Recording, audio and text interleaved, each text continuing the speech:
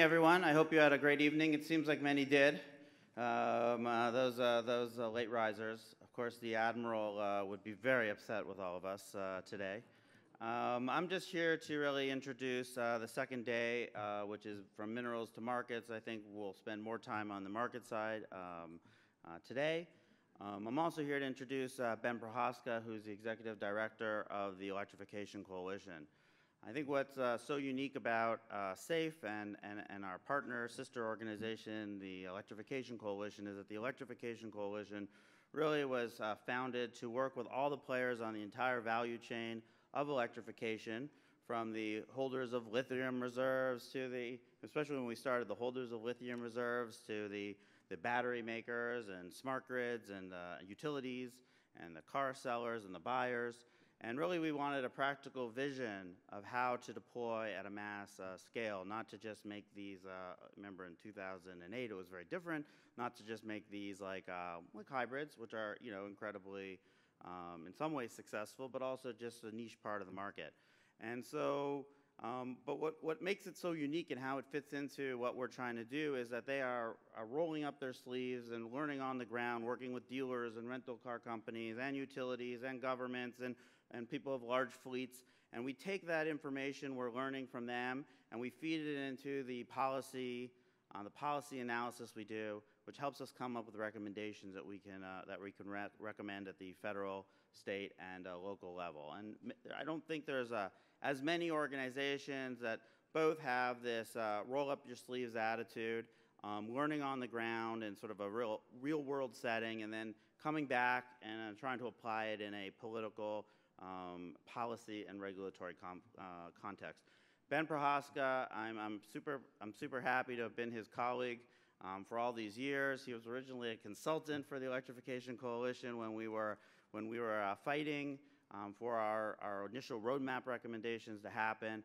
And I guess it was a match made in heaven. He came in and took over and has built a tremendous organization with over, I think we have about 27 people across the country, as I said, working every day with car makers, fleet operators, governments, utilities, charging companies, and we're super proud of them, and Ben's done a tremendous job. So Ben, please.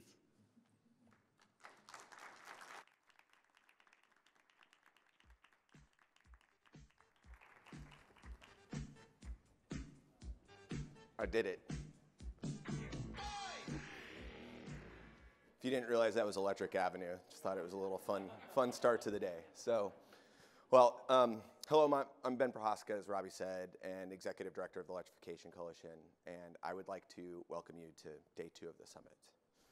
I'm incredibly excited that you've joined us here today.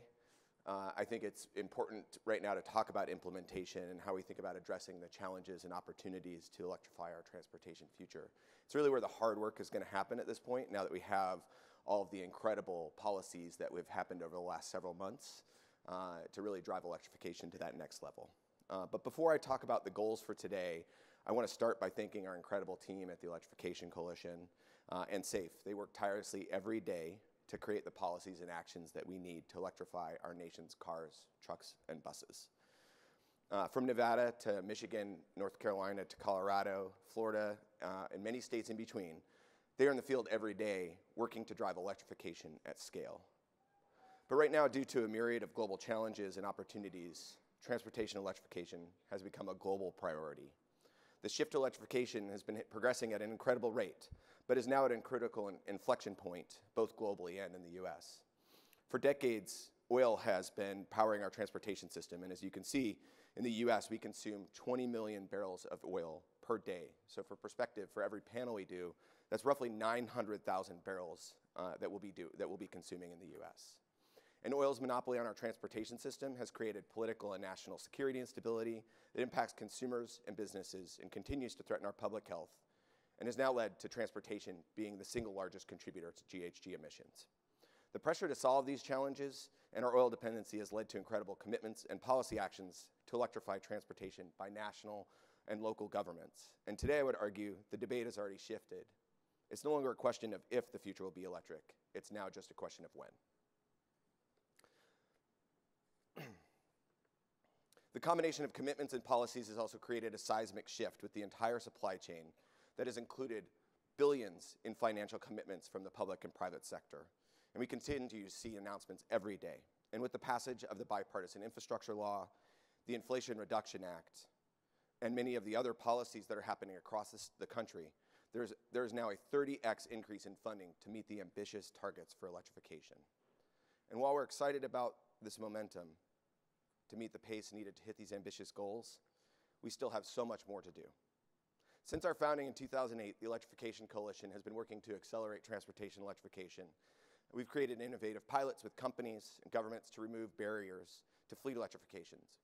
We've created new purchasing and procurement programs that will greatly reduce the time and cost of acquisition and have crafted and successfully passed policies around the country.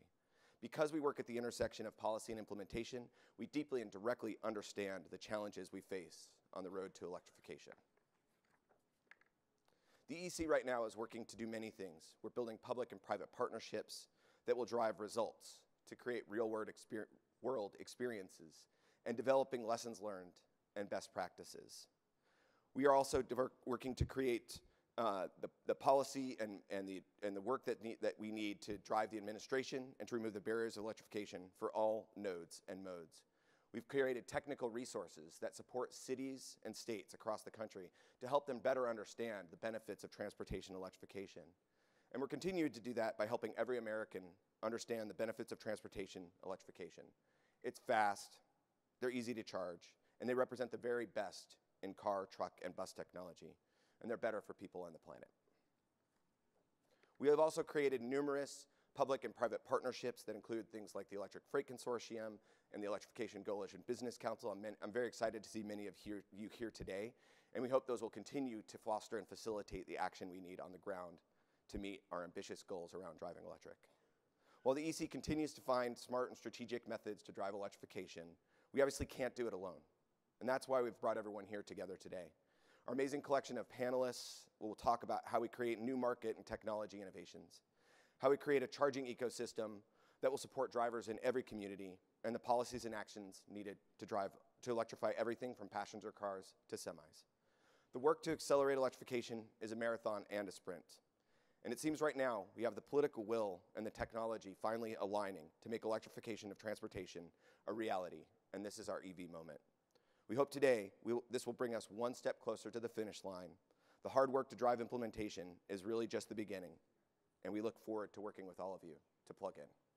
So I'm very excited to be here. I look forward to the conversations that are about to happen. I think we've brought together an incredible community of panelists, and I want to start by taking this opportunity to introduce the moderator for our first panel.